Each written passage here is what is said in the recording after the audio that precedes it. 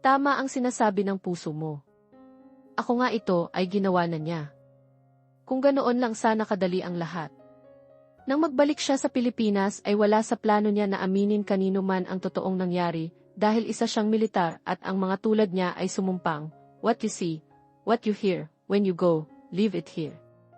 Pero nagbago ang plano niya dahil wala siyang maisip na paraan kung paano madaling makakalapit sa pamilya ni Emery, kaya naman wala siyang nagawa kundi ipagtapat ang totoo sa mga magulang ng dalaga. They were stunned, of course. Sino ang hindi magugulat sa mga isiniwalat niya? Ayon sa papa nito, ang akala nito ay sa pelikula lang nangyayari ang ganoong bagay pero hindi pala dahil naranasan niya iyon. Gaya noon, mabilis na nakuha niya ang loob ng mga magulang ni Emery. Ang mga ito pa nga ang nakaisip ng cover-up niya bilang si Ryan na dating kaklase at kaibigan ni Emery noon. Nagkataon naman na pareho pa sila ng pangalan ng kaibigan nito, kaya madaling nakumbinsi ang dalaga. Sa tagal ng panahon, hindi na rin marahil matandaan nito ang apelyido ng Ryan na naging kaibigan nito Rosales at hindi Yuson ang apelyido niya. He thought they could start all over again, he would pursue her again and make her fall for him. Pero hindi niya napaghandaan ang nakikitang paghihirap ng loob nito. Half of his heart was overjoyed because it proved how much Emery loved him and how loyal she was, but the other half of his heart was aching. Sumasaksak ang kalooban niya sa nakikitang paghihirap nito, parang dinudurog ang puso niya sa mga luha nito sa lungkot na nakikita niya sa mga mata nito. Kung pwede lang na akuin niya ang mga sakit na iyo ay gagawin niya. Naisip niyang ipagtapat na rin dito ang lahat pero tumutol ang mga magulang nito. Isa pa, alam niyang walang dapat makaalam sa mga nangyari sa kanya. Hindi niya alam kung hanggang kailan niya mapipigilan ang sarili na hindi ipakita kay Emery kung gaano niya kamahal ito. Kanina nga lang, nang makita uli niya ito pagkalipas ng mahigit 1 taon ay grabing pagpipigil sa sarili ang ginawa niya upang hindi ito ikulong sa mga bisig niya. Gusto rin niyang umiyak nang makita niya ang singsing na mananatili pa ring suot nito sa daliri nito, gayon din ang kwintas na bigay niya rito. Emery still hadn't let go of him. Ang sabi ng mga magulang nito ay hindi man lang daw nagpakita dumalaw ang dalaga sa burol at puntod niya. Naniniwala ito na buhay siya. Gusto niyang magalit pero hindi niya alam kung kanino ibabato ang galit na iyon. Sino nga ba ang dapat sisihin sa mga nangyari sa kanila? Ang tadhana siguro dahil pinaglalaruan yon ang mga buhay nila. Miguel mahinang ungol ni Emery at siniksik pa ang katawan sa mga bisig niya. Kinagat niya ang ibabang labi at hinayaang tumulo ang mga luhang kanina pa niya pinipigilan sa pagpatak. Nananakit na rin ang lalamunan niya dahil sa mga hiyaw na gusto nang umalpas sa bibig niya. Na nandito na ako, princess. Hay, hindi na kita iiwan uli, gumagaralgal ang tinig na wika niya. Yumukod siya at pinaliguan ng halik ang hapis na mukha nito. Pinabayaan mo ang sarili mo. Alam mong hindi ako matutuwa na makita kang ganyan, mahinang sabi niya bago ito niyakap uli ng mahigpit. Ilang minuto pa niyang hinayaang matulog sa mga bisig niya bago niya ipinasyang dalhin na ito sa bahay ng mga ito para maging komportable ang tulog nito nang sa ganoon ay makabawi naman kahit paano ang katawan nito. Maingat na binuhat niya ito bago tinalunto ang daan pabalik sa bahay ng mga ito. Habang naglalakad ay napaawit siya. Too many billion people running around the planet. What is the chance in heaven that you'd find your way to me? Tell me what this sweet sensation is. It's a miracle that's happened. Though I search for an explanation, only one thing could be. That was born for you and that you were born for me. Natawa siya ng pagak. Sa bagong boses niya ay kaya na niyang kantahin ng tama ang theme song nila ni Emery, samantalang noong hindi pa nagagalaw ang voice box niya ay sintonado siya at hindi talaga marunong kumanta. Pero ngayon mukhang pwede na siyang sumabak sa isang singing career. Nagising si Emery sa mainit na sikat ng araw na tumatago sa siwang ng bintana at tumatama sa kanyang mukha, mainit na araw. Napabalikwas siya ng bangon. Nagulat siya nang makitang maliwanag ang paligid. Agad na lumipad ang kanyang paningin sa relong nakasabit sa dingding. 8:00 na ang itinuturo ng mga kamay niyon. Namamanghang napaupo na lamang siya sa gilid ng kanyang kama. Last night was the first time she slept soundly ever since Miguel's death, and it had been a year ago.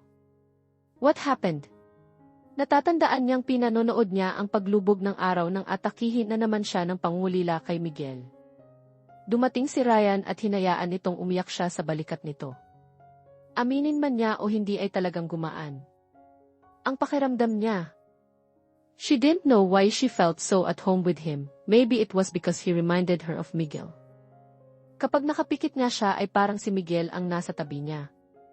Naging payapa talaga ang isip at puso niya hanggang sa hilahin siya ng antok.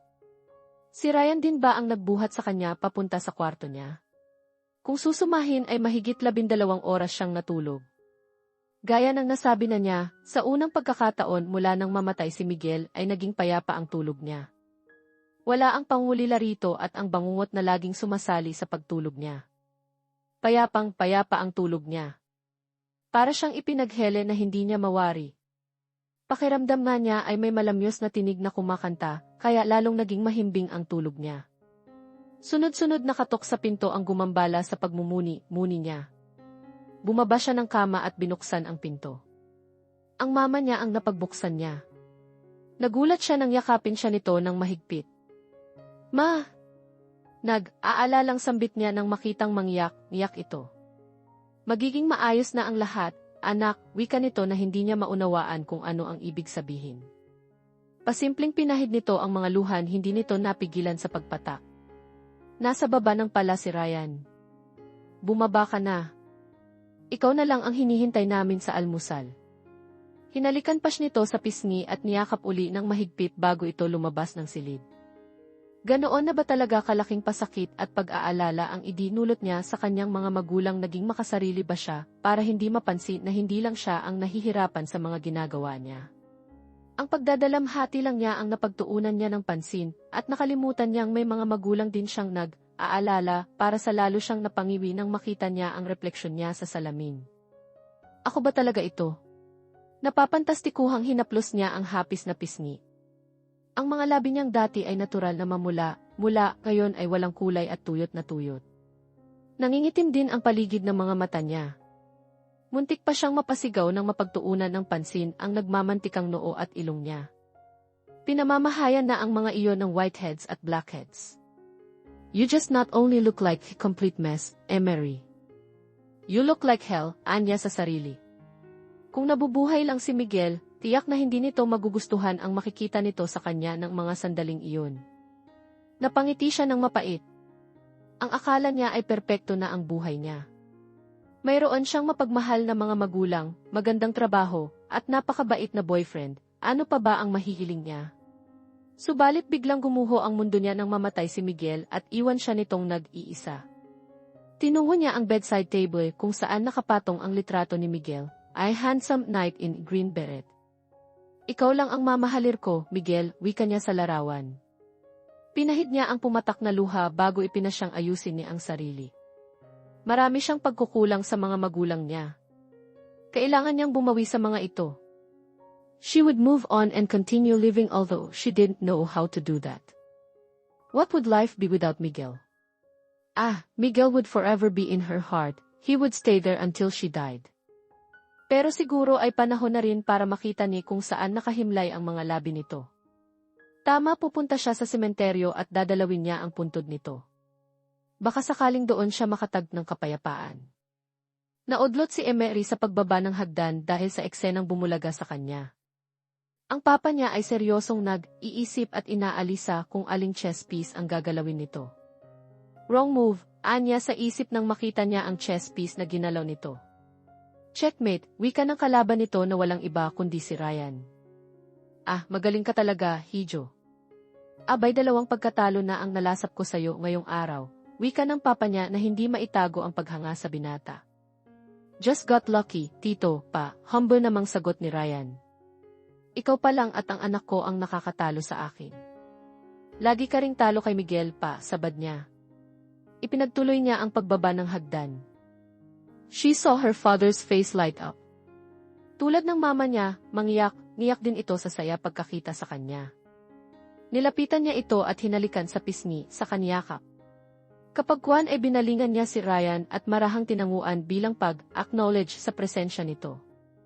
Samot, saring emosyon ang nabasa niya sa mga mata nito. Magkapareho talaga sila ng mga mata ni Miguel. Ipinilig niya ang kanyang ulo nang mapagtantong ikinokumpara na naman niya ito kay Miguel. What do you do now, Ryan? Tanong ng ama ni Emery habang nag-aalmusal na sila. Mukhang biography na ni Ryan ang gustong malaman nito dahil kung anong tanong na ang kanina pa nito ibinabato sa binata.